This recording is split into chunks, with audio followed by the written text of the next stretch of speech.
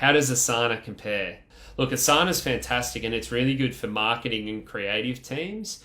It has a really clear focus on due dates. Trello's a bit more airy fairy task based development, whereas Asana has a clear focus on due dates and deliverables. So for anyone who's looking to get into it, ask yourself what do you work toward? Do you work toward a deadline, or do you have giant projects that need constant adapting and constant change? If you're working towards specific deadlines, say you've got a marketing schedule of content you need to put out, Asana is better suited.